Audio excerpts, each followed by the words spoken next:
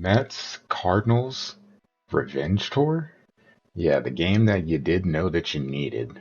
So already the Mets trying to keep pace with the Braves and Phillies in the NL East, and you have a double Revenge Tour, even though technically Matz is on year two of it.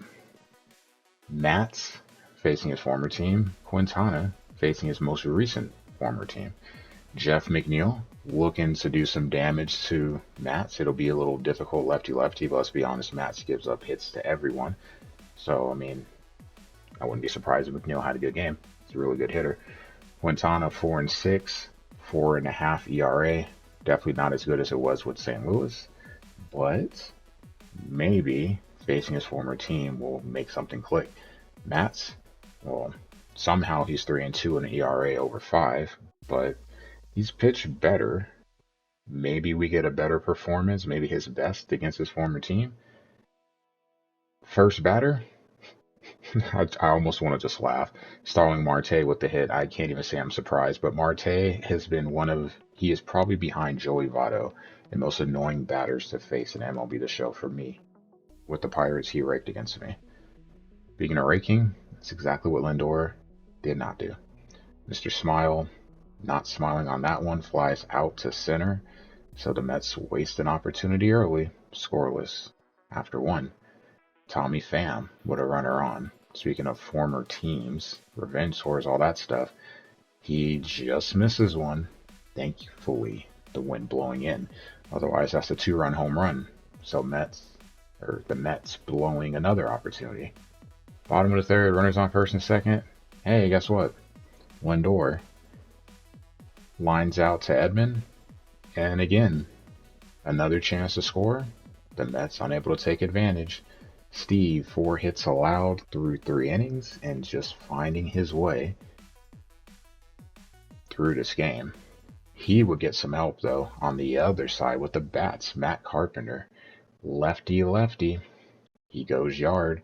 That'll be home run number 16 for Carpenter. And it is a 1-0 game for St. Louis. You see 452 feet. Tommy Edman, Lindor, rough day for him.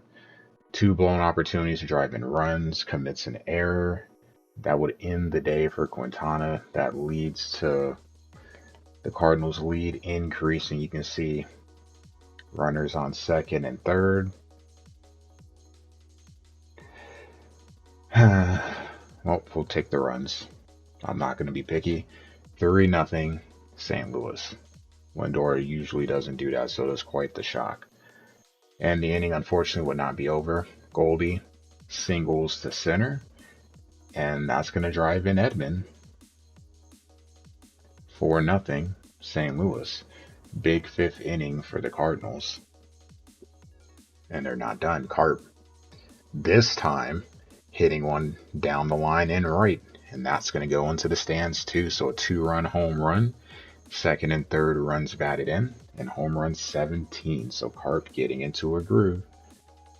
Steven, well, there's McNeil. There goes the hit. There goes an RBI. So the Mets trying to cut into the lead 6-1. We go to the 7th inning. Marte, runner on first. That's going to get to the wall. You know that's going to drive in a run. RBI double. And it is now 6-2. So the Mets in business. Pete Alonso, every Cardinal fan's favorite Met, I can assure you. Runners on first and third. Everyone's coming home. 3-run home run. There goes that stupid apple coming up. 444 feet. And is now a 1-run game. Enter the ninth. Enter Helsley. Looking for save 27 in a row. Sub-1 ERA.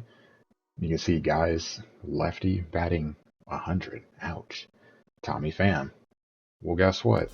He hits the ball hard, but just like he did the first time, it stays in the ballpark. So again, thank you to the wind for blowing in. 2 batters later, Brandon Nimmo. Well, lefties will now be batting sub-100 against Helsley. Cardinals take the opener, 6-5, a little more eventful than they would have liked. 8 hits in total, 2 by Carp. He drove in 3. The only guys to not get a hit, Arenado and Edman. Though Edman did produce a run. Man, Stratton had a rough one. 4 runs allowed by him. Matz still gets the win. Only allowed 1 run over 6 innings. I don't know how. For the Mets, 11 hits. McNeil, 4 of them. Marte, 2. Obviously, Alonso had the big one.